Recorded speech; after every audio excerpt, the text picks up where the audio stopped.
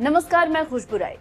साल 2022 जब तमाम अखबारों, सोशल मीडिया, न्यूज चैनल्स की हेडलाइंस में एक किस्सा छाया रहा। वो हेडलाइंस कुछ इस तरह थी। घरेलू हिंसा का शिकार होने के बाद भी हिम्मत नहीं हारी और एक बेटी की मां होने के बावजूद भी यूपीएससी एग्जाम क्रैक किया।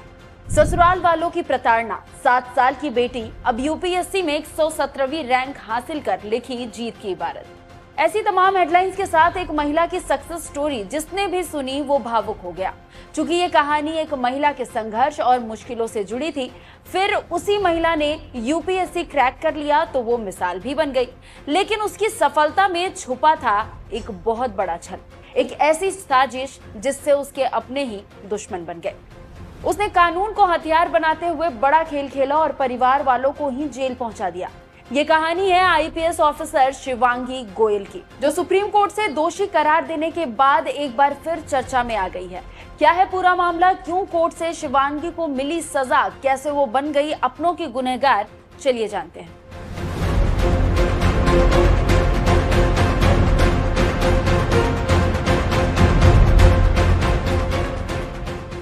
एक महिला जब कहती है कि उसे सताया गया है, उस पर जुल्म हुए हैं, तो पूरा समाज, मीडिया, कानून सब उसके साथ खड़े हो जाते हैं। लेकिन क्या हो अगर वही महिला इस साथ को साजिश में पिरो दे? कुछ ऐसा ही किया आईपीएस ऑफिसर शिवांगी गोयल ने। जब शिवांगी गोयल ने कहा कि मैं घरेलू हिंसा की शिकार हूँ, मेरी हत्या की कोशिश हुई, पति ने मेरे साथ विश्वासघात किया है, मुझे मारा पीटा गया और उसी दर्द ने मुझे आईपीएस बनाया, तो पूरे देश ने ताली बजाकर शिवांगी की कहानी को संघर्ष की इबारत करार दे दिया। लेकिन अब साल 2025 में कोर्ट ने शिवांगी को ही प्रताड़ना का दोषी करार देते हुए सजा सुना दी है। शिवांगी ने न केवल पति और उसके घर वालों को प्रताड़ित किया, बल्कि झूठे केस में फंसाकर उन्हें जेल में भी भिजवा दिया।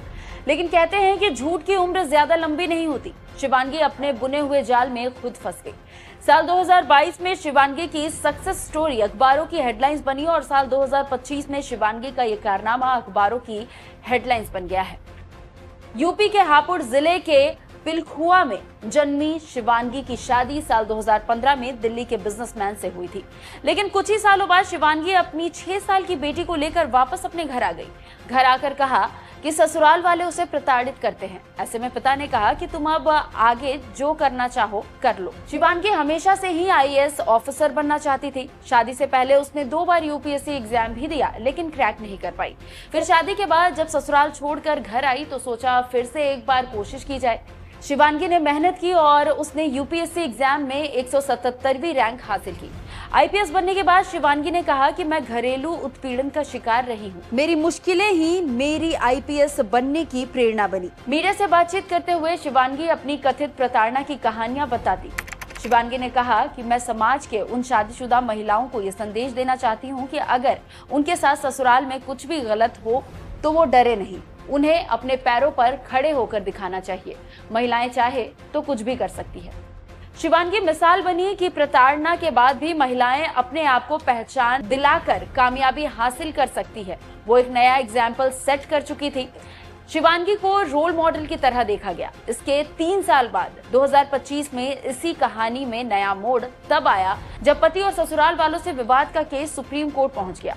22 जुलाई को शिवांगी गोयल का मामला सुप्रीम कोर्ट में चीफ जस्टिस बीआर गवई और जस्टिस अगस्टीन जॉर्ज मसीह की बेंच के सामने आया। यहाँ पता चला कि शिवांगी ने यूपी की कई अदालतों में घरेलू हिंसा समेत marital rape, income tax complaints कर रखी थी। शिवांगी के खिलाफ पति ने भी दिल्ली की रोहिणी कोर्ट का रुख किया और उन पर मानहानि का केस दर्ज करवाया। शिवांगी के पति ने तो उनके आईपीएस की नियुक्ति पर भी सवाल उठा दिए।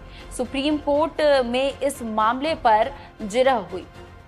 सुप्रीम कोर्ट में आईपीएस ऑफिसर शिवांगी की गजब फजीहत हुई।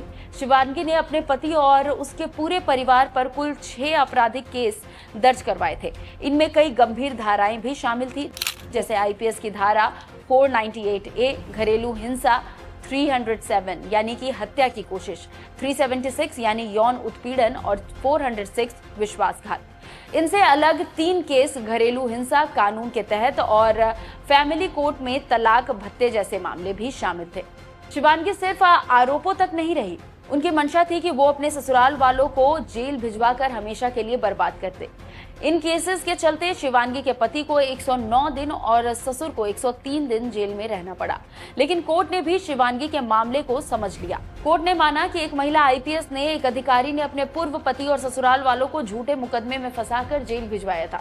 सुप्रीम कोर्ट ने उनके मामलों को झूठे और गलत करार देते हुए शिवांगी को कड़ी फटकार लगाई। साथ ही शिवांगी को अपने पति और उनके परिवार वालों से पब्लिकली माफी मांगने का आदेश भी दिया। कोर्ट ने अपने आदेश में कहा कि पीड़ित पति और उनके परिवार ने जो कुछ सहा उसकी भरपाई या क्षतिपूर्ति किसी भी तरह से नहीं की जा सकती। आईपीएस शिवांगी और उनके माता पिता उनसे बिना शर्त माफी मांगेंगे, जिसे एक पॉपुलर अंग्रेजी और 3 हिंदी अखबार के राष्ट्रीय संस्करण में प्रकाशित किया जाएगा। इसके साथ ही साथ इस माफी को फेसबुक, इंस्टाग्राम और यूट्यूब जैसे सोशल मीडिया प्लेटफॉर्म्स और अन्य सोशल मीडिया प्लेटफॉर्म्स पर भी पब्लिश और सर्कुलेट किया जाएगा। इस तरह की माफी को बोझ मानने के तौर पर नहीं माना जाएगा और इसका कानूनी अधिकारों, दायित्वों या कानून के तहत पैदा होने वाले परिणामों पर कोई असर नहीं होगा। कोर्ट ने न केवल शिवांगी को माफी मांगने का आदेश दिया, इसके साथ ही साथ माफी कैसे लिखनी है इसका फॉर्मेट भी बताया। साथ ही शिवांगी को चेतावनी भी दी कि वो अपनी पद या ताकत का इस्तेमाल भविष्य में पति और उसके परिवार वालों के खिलाफ नहीं करेगी। दूसरी ओर शिवांगी के पति और उसके घर वालों को भी कहा गया कि वो उसके माफी नामे का इस्तेमाल कोर्ट में शिवांगी के खिलाफ नहीं करेंगे। अगर ऐसा होता है तो इसे कोर्ट की अवमानना माना जाएगा। कोर्ट ने दोनों संविधान के अनुच्छेद 142 के तहत अपने विशेष अधिकारों का इस्तेमाल करते हुए दोनों पक्षों के सभी मामले खत्म कर दिए और दोनों की तलाक को भी मंजूरी दे दी। शिवांगी गोयल एक आईपीएस ऑफिसर है जो खुद कानून का ही चेहरा है, लेकिन उन्होंने ही कानून को हथियार बनाते हुए झूठे केस की पटकथा लिखी। कानून के गलत इस्तेमाल के मामलों को बढ़ते देख supreme court Shivangi Goyal case की सुनवाई के दौरान ही ऐसा आदेश दे चुका था कि जो नजीर बन गया। सुप्रीम कोर्ट ने आदेश दिया कि जब कोई महिला अपने ससुराल पक्ष के खिलाफ दहेज प्रताड़ना एक्ट के तहत केस दर्ज कराए तो पुलिस 2 महीने तक पति या उसके रिश्तेदारों को गिरफ्तार न करे। इससे पहले इलाहाबाद हाई कोर्ट ने ऐसा ही आदेश सुनाया था। सुप्रीम कोर्ट ने उसे ही अंडरलाइन किया है। इससे पहले भी अदालत के सामने ऐसे कई मामले आए हैं जिनमें आईपीएस की धारा 498A और दहेज निषेध अधिनियम 1961 के तहत अपराधों को दुर्भावनापूर्ण तरीके से शामिल किया जा रहा है। कोर्ट ने ऐसे मामलों को बेहद चिंताजनक बताया। यहाँ सवाल मामले की जांच पर भी उठता है। बिना जांच पड़ताल के संगीन धाराएं लगाई गई, जिनमें कुछ तो गैर जमानती भी थी। एक महिला आईपीएस अफसर जिसे कानून की ताकत हासिल है, जिसे सभी कानूनी दाव पेच पता है, वो ऐसी साजिश रच सकती है तो ना जाने कितने ऐसे झूठे मामले आए दिन दर्ज होते होंगे।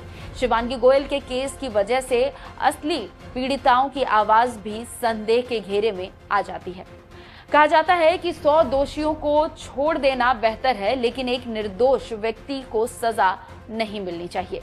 इसका मतलब है कि न्याय प्रणाली में यह सुनिश्चित करना ज्यादा जरूरी है कि किसी भी निर्दोष व्यक्ति को गलत तरीके से सजा ना मिले, भले ही इसका मतलब हो कि कुछ दोषी लोग बच जाए। जो सच में पीड़ित है उनकी आवाज बुलंद हो, लेकिन जो झूठ बोलकर कानून को हथियार बनाते हैं उन्हें भी सजा मिलनी चाहिए।